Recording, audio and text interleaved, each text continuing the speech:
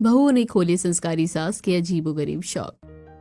पूजा में ठीक तो लग रही हो ना? रुक, तेरे पर ये लिपस्टिक शेड अच्छा नहीं लग रहा, ये वाला लगा। थैंक्स दीदी, अब मैं परफेक्ट लग रही हूँ। अपना ये वाला हेयर स्टाइल चेंज कर लो, अच्छा नहीं लग रहा। सुनीता दीदी, पूजा दीदी, आप दोनों अपने में लगे हुए हैं, कोई मुझे तो देखो, मैं परफेक्ट लग रही हूँ या नहीं? वैसे भी डर लग रहा है, आज से पहले हम तीनों ने कभी भी ऐसे कपड़े जो नहीं पहने हैं। अरे रीमा, तू तो सबसे ज्यादा सुंदर लग रही है, चिंता मत कर। चलो दीदी, हमें किटी पार्टी के लिए लेट हो रहा है। तीनों बहू अच्छे से रेडी हो जाती हैं। उसके बाद वो सनग्लासेस लगाकर गुनगुनाते हुए कमरे से बाहर आती हैं कि सर पर पल्ला रखे साथ सरोज आ जाती है। शिव शिव शिव शिव, ये तुम तीनों ने किस तरह के वाहियात कपड़े पहन रखे हैं? तुम्हें जरा भी इज्जत का ख्याल है कि नहीं? कहाँ चली तीनों की टोली मेरी इज्जत गिराने? वो माँ जी, ऐसी बात नहीं है, हमने इतने भी अजीब कपड़े नहीं पहन रखे हैं। देखिए, इसमें स्लीव्स है और शॉर्ट ड्रेस भी नहीं है।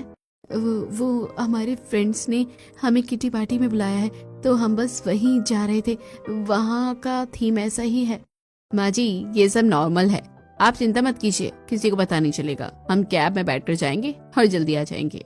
बहू का मतलब मर्यादा होता है कि सर पर पल्लू रखे, ढंग के कपड़े पहने, ये नहीं कि अपनी मनमानी करो। और हाँ, ये फैशन मेरे घर में नहीं चलेगा। अगर किटी पार्टी में जाना है तो चुपचाप से साड़ी पहनकर जाओ, वरना यही रहो।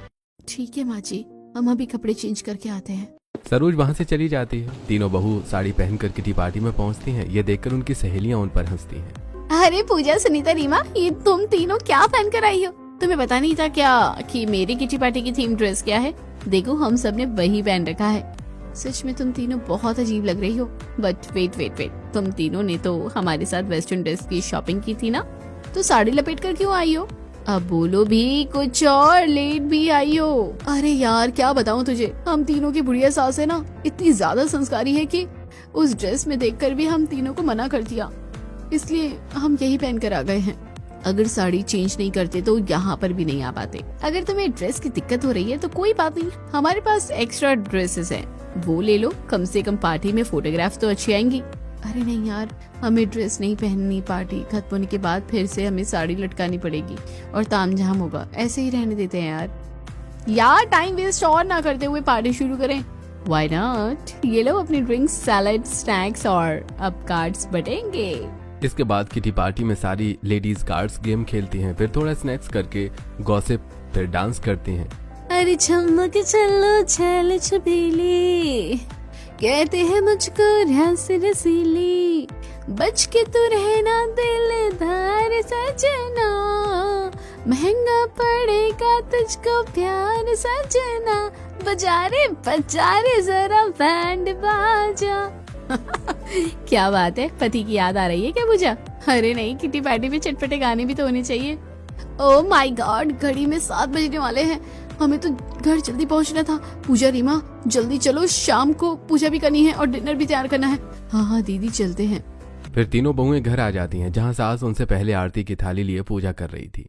जय गणेश जय गणेश जय गणेश देवा, माता जाकी पार्वती पिता महादेवा, एक दंत दयावंत चार भुजाधारी, माथे पर सिंदूर सोए मोसी की सवारी, ओम गण गणपतये नमः। अरे मोरी मैया, हमसे पहले तो माँ जी ने ही पूजा करती। करनी ही पड़ेगी, क्योंकि इस घर की जिम्मेदारी तुम तीनों से तो निभाई नहीं जा रही है। 3 बहू के होते ही शाम की आरती मुझे करनी पड़ रही है, तो तुम तीनों किस काम की हो? सिर्फ किटी पार्टी जाने के लिए और वैसे कपड़े पहनने के लिए? नहीं माँ जी, ऐसी कोई बात नहीं है। और रीमा बहू, तुझे तो घर में आए हुए 1-2 महीने हो चुके हैं, तुझे भी नई बहू की तरह जिम्मेदारी नहीं निभाई जा रही? इन दोनों के चक्कर में आ गई। नहीं माँ जी, माफ कर दीजिए, आगे से ऐसा कभी नहीं होगा। ये लो प्रसाद और आरती कर दो पूरे घर में। जी माँ जी। बेहतर होगा सुनीता बहू, तुम इस घर में बड़ी होने का कर्तव्य निभाओ। कुछ ही देर बाद पड़ोसन ललिता का लड़का श्रवण खाली कटोरी लेकर आता है। सरोज आंटी नमस्ते।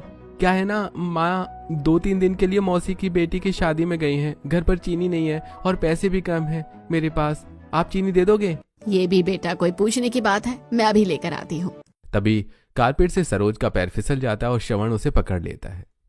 कितना अच्छा परफ्यूम है, मुझे तो राह ही नहीं जा रहा। मेरा मतलब बेटा, तुमने तो बहुत अच्छा परफ्यूम लगाया है, मुझे भी बताओ ना, ताकि मैं अपने बेटों को भी बताऊं। वो तुम्हारे जैसा परफ्यूम लगाएंगे तो कंपनी में अच्छा प्रभाव पड़ेगा। अरे आंटी, भैया यही वाला परफ्यूम लगाते हैं, उनसे ही नाम पूछकर मैं ये वाला परफ्यूम लेकर आया था। वैसे आप ठीक तो हैं? कहीं आपके पैर में चोट लगी हो? अरे बेटा, मुझे कैसे कुछ हो सकता है, तुमने जो संभाल लिया। मैं अभी चीनी लाई। मुस्कुराकर सरोज रसोई से कटोरी भरकर चीनी ले आती है और श्रवण का हाथ छूते हुए उसे कटोरी देती है। श्रवण को अजीब लगता है। आंटी, चीनी के लिए थैंक्स। मैं चलता हूँ। ठीक है बेटा, किसी और चीज की जरूरत हो तो बताना। वैसे तुम सरोज के बिना अकेले घर में कैसे रहे हो? खाना पीना आता है तुम्हें बनाना? हाँ आंटी जी, थोड़ा बहुत तो हॉस्टल में भी रहकर सीख गया हूँ। सुनीता दीदी, आपको कुछ गड़बड़ नहीं लग रही? माँ जी कैसे हंस हंस कर बातें कर रही है और उसकी परफ्यूम की तारीफ करना तो थोड़ा अजीब लगा। तुम भी ना पूछा कैसी कैसी बातें करती हो माँ जी के बारे में। माँ जी उसे बेटा बेटा करके बोल रही है। फिर भी पूजा दीदी, आप क्राइम पेट्रोल देखना कम कीजिए। वही तो। आप सही कह रहे हो, शायद मैं ज्यादा ही सोच रही हूँ। श्रवण चला जाता है। शाम को पति ऑफिस से आ जाते हैं और निधि भी इंस्टीट्यूट से आ जाती है। भाभी, बहुत भूख लगी है, क्या बनाया आपने खाने में? मेरा ना मोमोज खाने का बहुत मन कर रहा था, इसलिए मैं लेकर भी आ गई हूँ। आप सभी भी खा लीजिए। बेटा, तुझे कितनी बार कहा है डिनर के समय बाहर का ये सब मत लाया कर, ये सब ठीक नहीं होता। वही तो पापा, इसे किसी भी चीज की अकल नहीं है। अब देखना खाना कम खाएगी। अरे भैया, मैं बहुत सोची कि मैं नहीं खाऊंगी। मैंने देखा भी नहीं, लेकिन मोमोज की खुशबू ने मुझे इतना अट्रैक्ट किया कि मैं मजबूर हो गई। अब खा लो ना। ठीक है, रो मत। फिर सब मोमोज खाते हैं और बाद में बहू के बने हाथ का खाना। अगले दिन सुबह सुबह सरोज चंदन का टीका लगाकर मंत्र पढ़ते हुए छत पर जाती है। ओम सूर्याय नमः, ओम सूर्य देवाय नमः, ओम सूर्य देवाय नमः, ओम सूर्य देवाय नमः।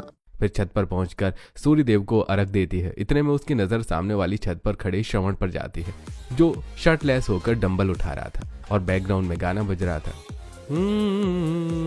हो रब ने बना दी जोड़ी। अरे दूसरा चेंज करता हूँ। डोंट यू गिव अप ना ना ना, वी वोंट गिव अप ना ना ना, let me love you, let me love you. I love you too Shravan, तुम तो बहुत सुंदर दिख रहे हो। बिना शर्ट के काफी अच्छी बॉडी बनाई है। आवाज सुनते ही जैसे ही श्रवण की नजर सरोज पर पड़ती है तो वो अपनी शर्ट पहनने लगता है और म्यूजिक बंद कर देता है। आंटी आप? अरे श्रवण, तुमने म्यूजिक बंद क्यों कर दिया? इतना अच्छा गाना तो था। लेट मी लव यू और शर्ट भी मत पहनो, अच्छे लग रहे हो। मैं तुम्हें परेशान नहीं करूंगी, तुम अपनी एक्सरसाइज कंटिन्यू कर सकते हो। अब मुझसे क्या शर्माना, मैंने तो तुम्हें बचपन से देखा है। अरे आंटी, आ जाती है शर्म, वो बचपन की बात कुछ और थी। वैसे सही कह रहे हो, बचपन की बात तो कुछ और ही थी। अब तो तुम जवान हो गए हो। मुझे तो तुम बहुत पसंद हो। कॉफी डेट पर चलोगे मेरे साथ? आंटी के मजाक कर रहे हो? आपको इस टाइम अंकल से फ्लर्ट करना चाहिए, मेरे से नहीं। श्रवण, अंकल तो बोरिंग हो गए हैं। जब देखो इधर उधर अखबार पढ़ते रहेंगे और खांसते रहेंगे। मैं तो घर में बहुत अकेली हो जाती हूँ। निधि भी इंस्टीट्यूट चली जाती है और बहुएं घर के काम में लगी रहती है, तो मुझे घुमा नहीं सकते। ठीक है, हम चलते हैं। कुछ देर बाद सास इंग्लिश मूवी देखती है। वैसे जो भी बोलो, ये इंग्लिश मूवी है तो बहुत बढ़िया। यहाँ तो कोई किसी को कुछ नहीं कहता है, किसी को भी अपना फ्रेंड बना सकते हैं। जैसे ही बहू के आने की आवाज आती है, सरोज लैपटॉप बंद कर देती है। माँ जी, आपकी चाय? हाँ ठीक है, रख दे, मैं पी लूंगी। तब बहू चली जाती है। शाम को सास पर्स लिए बाहर आती है। माँ जी, आप कहीं जा रही हैं? टोक लगानी जरूरी थी क्या? मैं अपनी सहेलियों के साथ जा रही थी। पूरे दिन घर में रहूं क्या? सॉरी माँ जी, मेरा मतलब वो नहीं था। अब जाऊं? 10 बजे तक आऊंगी। तुम सब खाना खा लेना और पापा जी को भी खिला देना। माँ जी। इतना कहकर सरोज वहाँ से चली जाती है और मॉल में कपड़े बदलकर श्रवण के साथ क्लब जाती है। आंटी, आप मुझे यहाँ क्यों लाई हैं? पहली बार श्रवण, तो मुझे आंटी नहीं बोलोगे। कॉल मी सरोज या Sulu and have fun.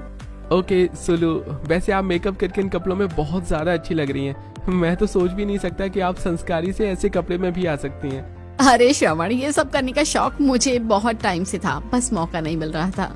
Sweetheart, आपके सच में अजीबोगरीब शौक हैं, बट अच्छे हैं।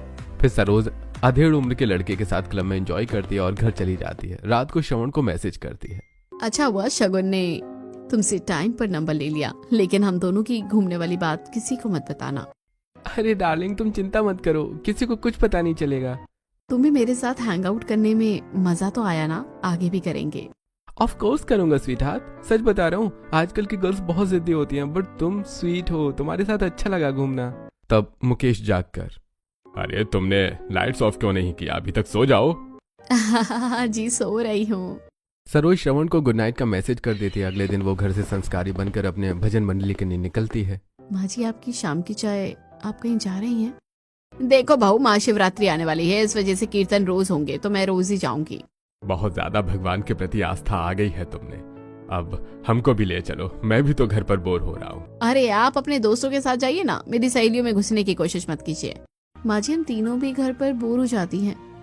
तुम लोग का इतना पूजा पाठ में मन नहीं लगता तो मुझे पूजा करने की जरूरत नहीं पड़ती। चुपचाप तीनों घर पे रहकर घर संभालो, मैं जाती हूँ। ठीक है माँ जी। सरोज बाहर जाते ही कपड़े बदल लेती है और एक टैक्सी में बैठ जाती है। तभी एक फोन आता है। अरे जान, कहाँ रह गई हो? मैं तुम्हारा कब से वेट कर रहा हूँ। अरे अरे बस आ रही हूँ। कुछ ही देर में सरोज निखिल के पास पहुंच जाती है। ओह माय गॉड सरोज, ये तुम हो? मुझे तो विश्वास ही नहीं हो रहा। काफी ज्यादा फिट और ब्यूटीफुल हो गई हो, कोई कह नहीं सकता तुम सास हो। अरे अब डाइटिंग शुरू करूंगी, अपने फेस का ख्याल रखूंगी, रात को नाइट केयर करूंगी, तो जवान जैसा तो सुंदर दिखना ही है। चलो मेरे प्रोम, नाइट के लिए हाथों में हाथ डालकर। लेकिन तुम्हारे कॉलेज के लड़के लड़कियों के बीच अगर मुझे किसी ने देख लिया तो कोई क्या सोचेगा? अरे कोई कुछ नहीं सोचेगा, क्योंकि पार्टी में सब लोगों ने मास्क लगाए रखा होगा। ये लो, तुम भी लगा लो। सरोज निखिल के साथ हाथों में हाथ डालकर निखिल के कॉलेज पार्टी प्रोम में चली जाती है, जहां सारे कपल आपस में डांस करते हैं और सरोज भी निखिल के साथ डांस करती है। सुबह सुबह मैं फिर जागूं, पास में सोई हो तू, कानों में गा कर कुछ तो मैं रोज जगा दूं तुझको। सपने बुन बुन धुन को राग राग धुन कर रही हूँ, तू पूछ नहीं हो हाल फकीरा दा। अरे तू पूछ नहीं हो हाल फकीरा दा। सभी लोग तालियां बजाते हैं। निखिल को अवार्ड मिलता है। दोनों बाहर एक 5 स्टार होटल में डिनर करते हैं। वाह सरोज, तुम्हारी डांस, तुम्हारी अदाएं देखकर तो मैं इम्प्रेस हो गया हूँ। अब मुझे किसी से कोई फर्क नहीं पड़ता। I really love you. आजकल की लड़कियों से बहुत ज्यादा तुम बेटर हो। ये तो मुझे पता है बेबी, कुछ नया बोलो। यही कि मैं हमेशा के लिए तुम्हारे साथ खुश रहना चाहता हूँ। हाँ तो वैसे ही मिलते रहेंगे, don't worry. Waiter 1 mushroom pizza please. ये सुन वेटर मशरूम पिज्जा ले आता है। घड़ी में ज्यादा टाइम देखकर सरोज वापस वॉशरूम जाकर कपड़े बदल लेती है और गाड़ी से निखिल घर के पास छोड़ देता है, लेकिन वो अपना पर्स ले जाना भूल जाती है। तब सुनीता सास को अजीब नोटिस करती है। उसके पास से परफ्यूम की महक आती है। दूसरा हाथों में चूड़ियों की जगह ब्रेसलेट था। माँ जी आप थक गई होंगी, मैं खाना लगा देती हूँ। नहीं बहू, इतनी लेट आई हूँ तो वहीं पर ही भोजन करवा दिया था, तो आराम कर, मैं भी सोने जा रही हूँ। माँ जी आप तो परफ्यूम लगाकर नहीं गई थी, ये कौन सा परफ्यूम लगाया है आपने? और आपके हाथों की चूड़ियां कहाँ हैं, ये ब्रेसलेट? अरे अरे कहीं मेरी पोल ना खुल जाए, इतना ध्यान से देख रही है बहू। अरे बहू, कीर्तन में एक टीनेजर बच्ची थी तो उसने ही अपने हाथ का ब्रेसलेट निकालकर मुझे पहना दिया और परफ्यूम भी उसने ही छिड़का है। ठीक है माँ जी। सास बहू दोनों अपने अपने कमरे में जाकर सो जाती हैं। अगली सुबह सरोज छत पर पूजा करते हुए श्रवण को निहार रही थी। उसे अजीब तरीके से देखना और बातें करते देख पूजा देख लेती है। श्रवण तुम तो न्यू हेयर कट में बहुत अच्छे लग रहे हो। Thank you aunty. आज तो मैं तुम्हारे घर पर आकर तुम्हारे हाथ की ही चाय पीऊंगी बेटा, बनाओगे ना? ऑफ कोर्स आंटी जी, वैसे भी माँ को आने में 2 दिन लगेंगे, मुझे बहुत बोर हो जाता है। मैं हूं ना बेटा तुम्हारा अकेलापन दूर करने के लिए। छी, ये माँ जी किस तरीके से श्रवण से बात कर रही है, मुझे तो ठीक नहीं लग रहा। ये सब दूसरी छत में पड़ोसन सुलोचना भी देख रही होती है। फिर पूजा आकर वो माँ जी नाश्ता ठंडा हो रहा है, चलिए ना। ठीक है मैं आती हूँ। कहीं इसने सब कुछ सुन तो नहीं लिया। बहू तुम कब आई? अरे माँ जी मैं तो बस अभी अभी आई। ठीक है मैं चलती हूँ। फिर दोनों नीचे जाकर साथ बैठकर घर वालों के साथ ब्रेकफास्ट करते हैं। उसी वक्त निखिल घर पर पर्स देने आ जाता है। अरे आंटी, आपका पर्स कल। अरे निखिल बेटा तुम्हारे, हाँ कल तो मैं भजन करते टाइम अपना पर्स वहीं भूल गई। घर पर समय से भी तो आना था ना। जी ये लीजिए। अरे निखिल बेटा खड़े खड़े शर्मा क्यों रहे हो? अब ब्रेकफास्ट के टाइम आए हो तो ब्रेकफास्ट भी करो। चलो यहाँ बैठो। अरे सरोज, ये कौन है? पहले तो मैंने कभी नहीं देखा। अरे ये मेरी सहेली का बेटा है निखिल। अच्छा हाँ, आओ बेटा, मेरी बहुओं ने बहुत स्वादिष्ट नाश्ता बनाया है, तुम भी खाओ। निखिल सरोज के बराबर में ही नाश्ते के लिए बैठ जाता है, जहां सरोज बार बार अलग निगाहों से उसे देखती है, खाना परोसती है और फिर उसके पैरों को अपने पैरों से टच करती है। तब सुनीता की चम्मच गिर जाती है। तब चम्मच उठाते वक्त सुनीता देख लेती है। हे भगवान, ये माँ जी अपनी सहेली की बेटी के साथ ऐसा क्यों कर रही है? जब से दोनों साथ में बैठे एक दूसरे को ताड़ रहे हैं। ये लो निखिल, ये प्याज के पराठे ले लो। अरे नहीं, बस मैंने खा लिया, अब मैं चलता हूँ। इतनी भी क्या जल्दी है, थोड़ा रुक के जाओ ना। हाँ, जाना पड़ेगा। शिव शिव शिव शिव, ये मैंने क्या सुन लिया? क्या सच में इस लड़की ने माँ जी को जान बोला है? कुछ तो गड़बड़ है। माँ जी आजकल बहुत बदली बदली सी लग रही है। निखिल नाश्ता करके चला जाता है। ऐसे ही दिन गुजरते हैं। सरोज रोज शाम को भजन मंडली के नाम से संस्कारी बनकर घर से बाहर जाती है और पार्टी करने लगती है, शॉपिंग करती है और यंग लड़कों के साथ घूमती है। एक दिन सुनीता झाड़ू लगा रही थी, तब उसे सास के पर्स में से वेस्टर्न ड्रेस, मेकअप प्रोडक्ट और हेल मिली। सुनीता फटाफट उन दोनों को बुलाती है। पूजा, रीमा, मुझे विश्वास नहीं हो रहा। देखो ना माँ जी के बैग से क्या मिला। दीदी मैं क्यों झूठ बोलूं, मुझे कुछ दिनों से माँ जी बहुत अजीब सी दिखती है। पता है वो सामने वाले श्रवण है ना, वो माँ जी को खुद 25 साल की लड़की समझकर श्रवण से फ्लर्ट करती है और वो भी बराबर बात करता है। अरे ये तो कुछ भी नहीं, थोड़े दिन पहले वो लड़का घर पर नहीं आया था, माँ जी का फ्रेंड। मैंने जो टेबल के नीचे देखा ना, वो देखकर तो मैं हैरान हो गई। क्या देखा दीदी? यही कि माँ जी उस लड़के के पैर को अपने पैर से टच कर रही थी। मतलब मेरे कान नहीं बज रहे थे। उस लड़की ने माँ जी को सच में जान बोला था। व्हाट? माँ जी क्या कर रही है कम उम्र के लड़के के साथ, और ये पार्टी और ये मेकअप की ड्रेस। मुझे लगता है रीमा, सुनीता दीदी, अब हमें माँ जी पर नजर रखनी होगी। हमें तो उस दिन बहुत बोल रही थी कि ऐसे कपड़े ना पहने, हम संस्कारी बहू की मर्यादा को खराब कर रहे हैं, और खुद देखिए अजीब अजीब हरकतें कर रही है। तू सही बोल रही है पूजा, अब हमें माँ जी पर नजर रखनी होगी, वो भी केयरफुल होकर। अरे भाभी, आप तीनों माँ के कमरे में क्या कर रही हो उनके बैग के साथ? अरे कुछ नहीं दीदी, झाड़ू लगा रही थी तो माँ जी के कपड़े ठीक करने लग गई, और फिर वो जाल वगैरह साफ करना था तो हम दोनों भी मदद करने के लिए आ गए। अच्छा, माँ को बोल देना मैं कॉलेज जा रही हूँ, आज एक्स्ट्रा क्लास है तो आने में लेट हो जाएगा। ठीक है। सरोज छत पर बैठकर ऋषभ नाम के लड़के के साथ वीडियो कॉल कर रही थी। अरे यार, तुम बहुत बुरा जोक मारते हो। ये बताओ कल मुझे गिफ्ट में क्या देने वाले हो? तुमने कहा था कि जब तुम वैसे यहाँ आओगे तो मेरे लिए कुछ लेकर आओगे। अरे जान, आया तो हूँ लेकर, और जो भी लाया हूँ अपने हाथों से तुम्हें पहनाऊंगा, और उसके लिए तुम्हें आज शाम को 4 बजे मुझसे मिलना होगा। और ये सब सुनीता सुन लेती है और अचानक से सरोज की नजर सुनीता पर पड़ जाती है तो वो झटके से फोन काट देती है। अरे बहू तू? हाँ माँ जी, मेरा मतलब जी माँ जी, मैं कपड़े लेने आई थी ऊपर, लेकिन ऊपर तो कोई कपड़े नहीं है। अच्छा, वो कपड़े पूजा लेकर चली गई थी ना, मुझे लगा अभी है इसलिए मैं आ गई। वैसे माँ जी, आप इतना खुश होकर किससे बात कर रही हैं? वो मेरी कोई पुरानी सहेली थी, बहुत दिनों बाद बात की है ना, इसलिए हंस रही थी। पर तू मेरे से सवाल जवाब क्यों कर रही है? अपना काम कर। संस्कारी बहू को छत पर इतनी देर तक खड़ा नहीं रहना चाहिए। जी माँ जी, जाती हूँ। आपसे तो ज्यादा ही संस्कारी है माँ जी हम। सुनीता रसोई में खाना बनाते बनाते फुसफुसाकर सब कुछ अपनी देवरानियों को बता देती है, और जब 4 बजे साथ साड़ी पहनकर निकलती है, लेकिन बाद में वेस्टर्न कपड़े पहनकर पार्क में जाती है। राम राम दीदी, मुझे तो माँ जी का ये रूप देखकर हजम ही नहीं हो रहा। माँ जी ऐसे कपड़ों में बाहर मिलती है, और माँ जी से तो डिसेंट कपड़े हमारे ही थे उस दिन किटी पार्टी में जब हम जा रहे थे। तो बिल्कुल ठीक कह रही है, और मुझे शर्म आ रही है और पापा जी पे तरस कि माँ जी अपने से आधी उम्र के छोटे लड़के के साथ दोस्ती करी हुई है। मुझे तो लगता है दीदी ये माँ जी का कोई बॉयफ्रेंड है। जानू, अब मुझे मेरा गिफ्ट भी दे दो। क्या लेकर आए हो तुम? एक तो तुम 2 महीने से दूर हूँ और आज मिली हूँ। ओके मेरी स्वीट हार्ट, आंखें बंद करो, मैं तुम्हें गिफ्ट देता हूँ।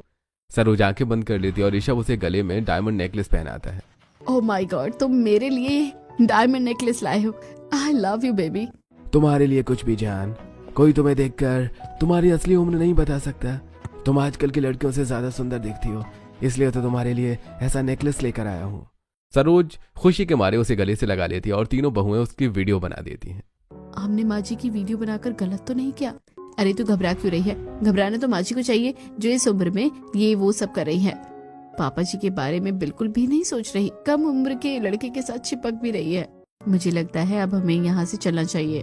तीनों बहू गाड़ी में बैठ जाती हैं कि रजनी का कॉल आता है। अरे यार, कब से तुम लोग किटी पार्टी में नहीं आए हो? अब कम से कम आज तो आ जाओ। ठीक है, हम आ रहे हैं। Let's go girls. Kitty party में जाने के लिए तैयार हो जाते हैं, बिल्कुल वैसे ही जैसे माँ जी बनकर घूमती है। और दीदी पापा जी? अरे माँ जी का पीछे करना था, इसलिए दीदी झूठ बोल कर आई है कि हम मंदिर में जा रहे हैं, लेट आएंगे तो नो फिक्र।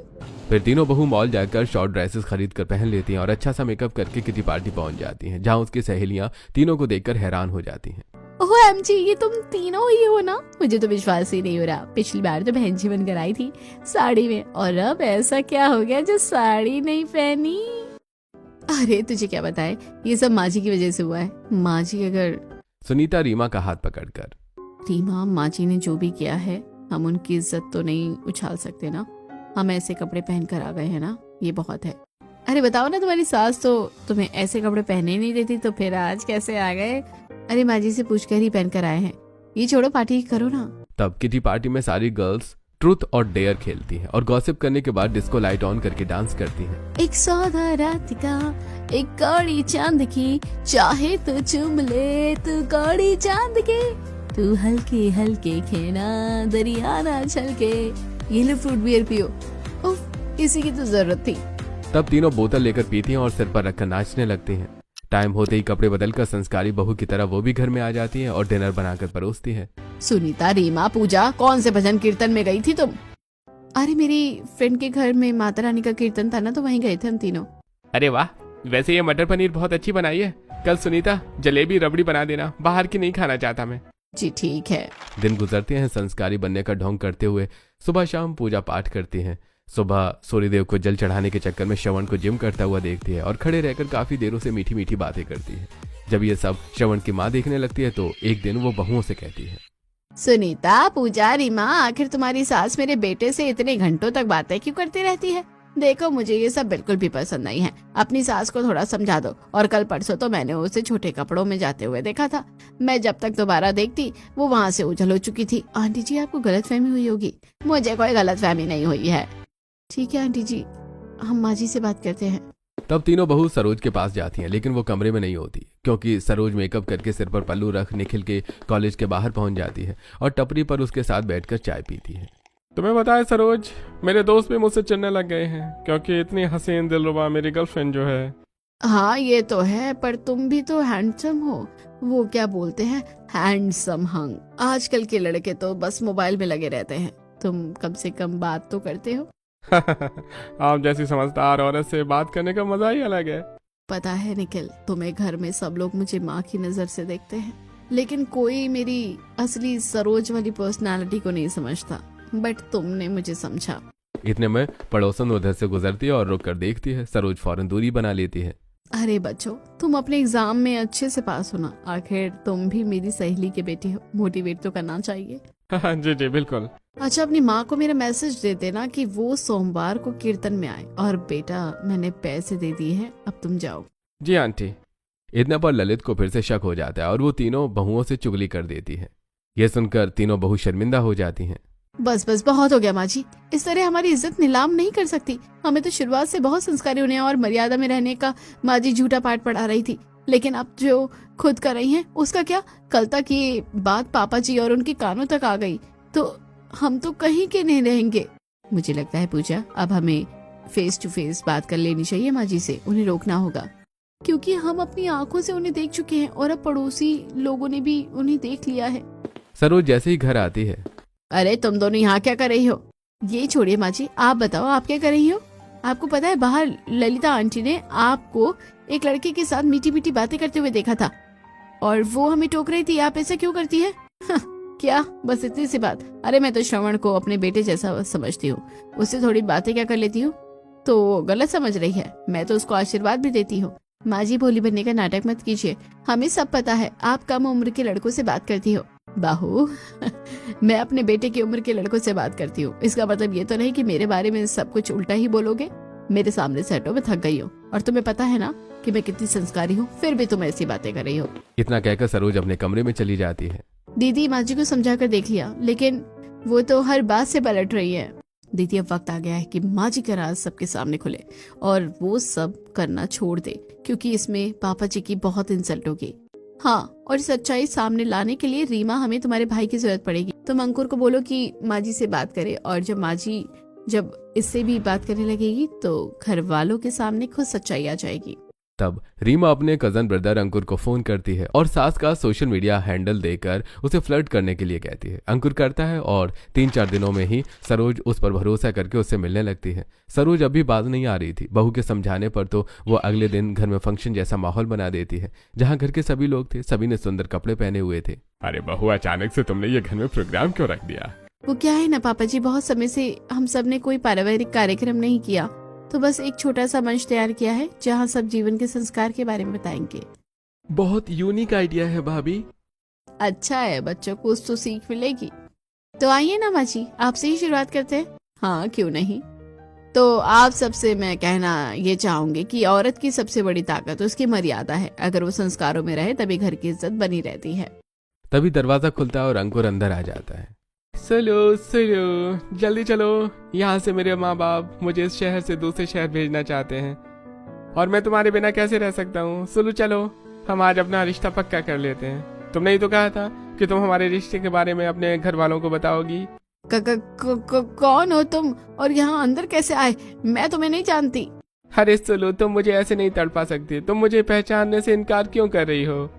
ये देखकर पूरे घर में सन्नाटा छा जाता है। अरे कौन सा रिश्ता सरोज, ये सब क्या है? कौन है ये लड़का जो तुमसे शादी करने की बात कर रहा है? मुझे लगता है पिताजी कोई आवारा घर में घुस गया है, मैं इसको अभी बताता हूँ। अरे तुम सरोज से पूछो ना, हमारी बातें मैसेज से शुरू होकर पार्क में चाय पीने तक पहुंच गई थी। वही रिश्ता। झूठ बोल रहा है ये, मैं नहीं जानती इसको। कौन सी चाय, कौन सा पार्क? इतने में तीनों बहुएं ऋषभ, निखिल, श्रवण को भी बुला लेती हैं। सरोज आंटी, अगर आप इसको नहीं जानती, हमें तो जानती ही होगी। मेरे कॉलेज के पास आप मिलने आई थी और मैंने तुम्हें डायमंड नेकलेस दिया था।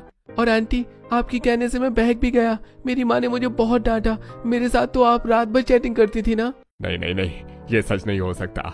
ये सच है पापा जी, ये सच है। माँ जी का बहुत अजीबोगरीब शौक है। वो कम उम्र के लड़कों से बात करती है, उनसे दोस्ती करती है और घूमती भी है। और इतना ही नहीं, मेकअप करना, ड्रेस पहनकर पार्टियों में जाना, क्लब करना। माँ जी कोई भजन मंडली में नहीं जाती है। बताइए माँ जी, आपके संस्कार कहाँ चले गए? हमें तो आप बहुत ज्ञान देती थी कि मर्यादा में रहो, ये वो, तुम घर की बहू हो। और आपने जो ये सास होकर हरकतें दिखाई है, उसका क्या? भाभी, आप माँ को बेइज्जत करना चाहते हो? ऐसे नहीं रवि भैया, हमने माँ जी को समझाने की बहुत कोशिश की और हमने माँ जी को अपनी आंखों से देखा। कितनी बार हमारा शक यकीन में बदला। आप ये वीडियो भी खुद देख लीजिए। और मम्मी जी, ये मेरा कजिन है। हमने आपको नहीं फंसाया, आपने खुद को फंसाया है। वीडियो देखने के बाद सबके पैरों तले जमीन खिसक जाती।